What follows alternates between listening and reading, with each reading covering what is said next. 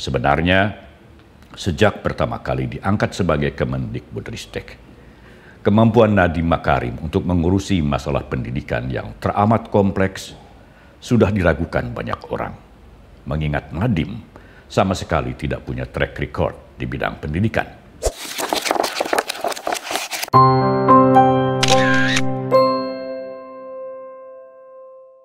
Kawan Minmot, Menteri Pendidikan, Kebudayaan, Riset dan Teknologi atau Mendikbudristek Nadiem Makarim tampaknya sedang dirundung malang. Baru saja selesai membatalkan kenaikan uang kuliah tunggal perguruan tinggi negeri untuk tahun ini.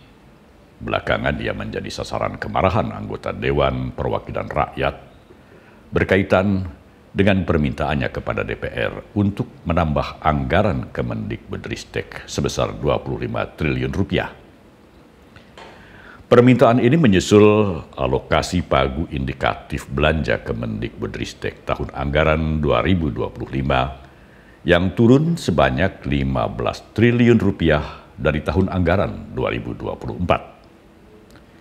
Alih-alih disetujui permintaan Nadiem Makarim ini justru menimbulkan kemarahan anggota DPR yang diwakili oleh anggota Komisi 10 DPR RI, Anita Jakobagah dari fraksi Partai Demokrat.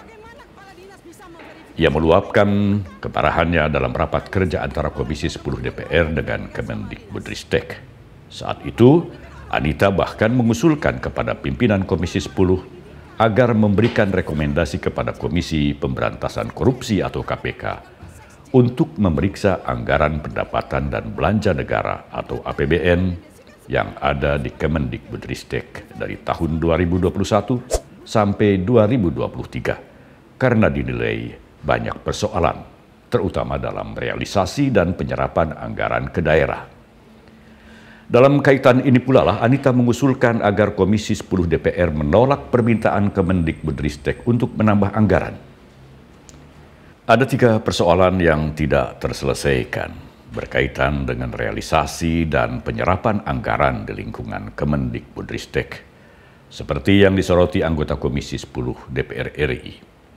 Pertama, masalah guru pegawai pemerintah dengan perjanjian kerja atau yang juga dikenal dengan istilah guru honorer yang sudah lulus seleksi namun tidak kunjung mendapatkan surat pengangkatan. Juga guru yang tidak kunjung menerima tunjangan.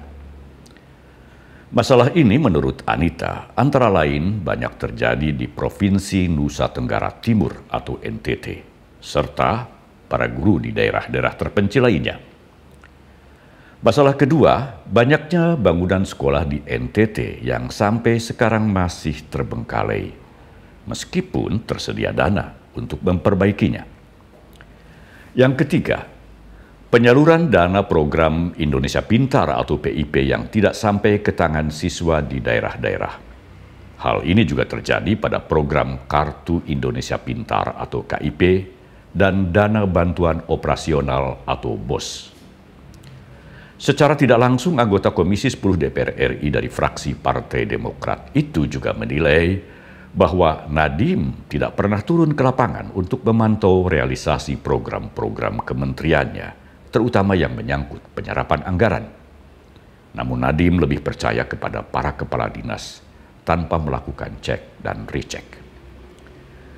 Persoalan-persoalan yang dikemukakan anggota Komisi 10 sebenarnya hanya sebagian kecil saja dari masalah pendidikan di Indonesia yang menjadi tanggung jawab Mas Menteri Nadiem Makarim.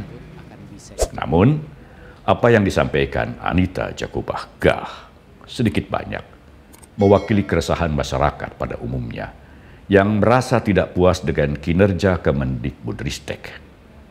Persoalan-persoalan di bidang pendidikan di masa Nadiem dibiarkan menggunung dan tidak kunjung diperbaiki oleh Mas Menteri yang akhirnya meledak menjadi kemarahan anggota DPR.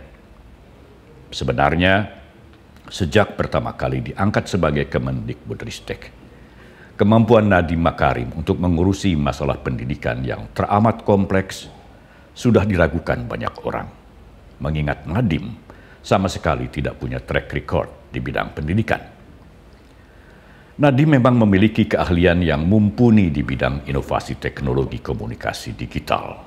Terbukti dengan keberhasilannya menjadi pelopor transportasi online serta pelayanan-pelayanan publik lainnya yang menggunakan teknologi komunikasi digital. Mungkin orang tidak akan banyak bertanya, jika Nadiem misalnya ditunjuk menjadi Menteri Komunikasi atau Menteri yang mengurusi ekonomi kreatif. Tetapi untuk menjadi Menteri yang mengurusi bidang pendidikan, mulai dari tingkat dasar hingga tingkat perguruan tinggi, banyak orang meragukannya. Keraguan banyak orang ini, kawan Minbot, pada akhirnya terbukti. Nadiem tidak mampu menyelesaikan masalah-masalah pendidikan dengan baik. Bahkan kemudian muncul kebijakan-kebijakannya yang kontroversial, sehingga sempat muncul perkiraan terselubung harapan bahwa Nadiem akan diganti. Sebuah perkiraan yang sangat meleset ternyata. Nadiem masih tetap menjadi Mendikbudristek sampai sekarang. Untungnya Nadiem tidak melakukan pembelaan diri saat dicecar anggota DPR. Ia hanya berjanji akan melakukan koordinasi dengan seluruh jajarannya untuk perbaikan tahun depan. Nadiem seakan memberikan isyarat bahwa persoalan-persoalan pendidikan yang tidak terselesaikan pada masa kerjanya akan disempurnakan oleh menteri yang akan menggantikannya. Pesan yang tersirat di balik teguran DPR kepada Nadiem Makarim adalah hendaknya Presiden terpilih Prabowo Subianto dapat menunjuk orang yang benar-benar capable dan kredibel, atau orang yang sangat tepat untuk menjadi Menteri Pendidikan, Kebudayaan, Riset, dan Teknologi pada masa pemerintahannya nanti. Karena pendidikan merupakan bidang yang sangat vital dan krusial dalam upaya mencerdaskan bangsa, serta fondasi yang sangat penting bagi kemajuan bangsa. Dalam debat final Capres 2024, Prabowo berjanji akan mengaudit sistem pendidikan, khususnya yang terkait dengan pendanaan. Karena Prabowo menengarai banyak sekali pendanaan pendidikan yang bocor hingga ke tingkat kabupaten. Kita harus berani memperbaiki sistem pendidikan yang kurang baik, tegas Prabowo saat itu. Bagi Prabowo, semua anak-anak bangsa harus bisa sekolah dan menuntut ilmu dengan ilmu terbaik dan lancar, dan semua guru tekun mencerdaskan bangsa dan hidupnya dijamin pemerintah. Kutipan ini disebut secara jelas dalam visi dan misi serta program kerja Prabowo Gibran. Untuk bisa menggapai cita-cita tersebut tentunya harus dicari Menteri Pendidikan yang benar-benar ahli di bidangnya, serta benar-benar memiliki kepedulian atas masalah pendidikan secara keseluruhan.